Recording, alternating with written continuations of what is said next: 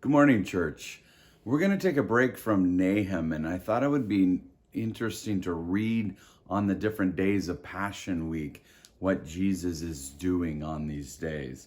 And so I'm going to take today from the book of Mark. So it's Monday, the day after the triumphal entry, and Jesus comes from Bethany back into Jerusalem.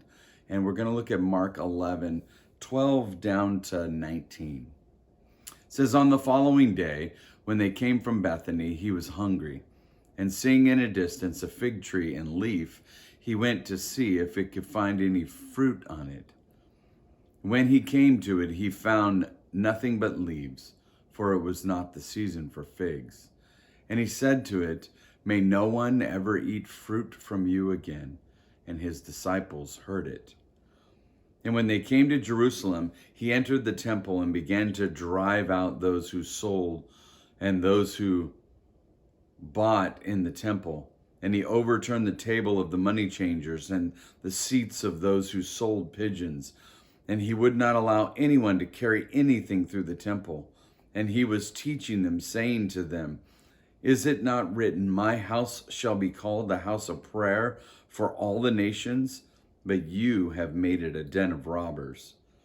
And the chief priests and the scribes heard it and were seeking a way to destroy him, for they feared him, because all the crowd was astonished at his teaching. And when evening came, they went out of the city. So on the Monday, then when he comes back in, he sees this fig tree and goes up to it to get a fig. And when there is no fig on it, he curses the tree. Now, this is a kind of a symbolic sign of what's going on in Jerusalem. In Jerusalem, there's a temple and there's a place of worship and whatnot, but there is no fruit. The salvation of fruit, the fruit of salvation, the person of the Holy Spirit, the fruit of the Spirit, love, joy, peace, patience, kindness. There is none of that in the city. And he looks at this tree, and it's a symbol of what he sees going on in Jerusalem, and he curses this tree. And then he goes into the temple, and it's exactly what he finds. Full of activity, but no fruit. There's no prayer for the nations. There is no penitence. There is no true worship of God. And so he drives people out of the temple. And as he drives people out of the temple, the chief priests and the scribes, they want to destroy him. And his curse of the fig tree, what he says there, and what he says in the temple are similar. Listen, it says, may no one ever eat fruit from you again.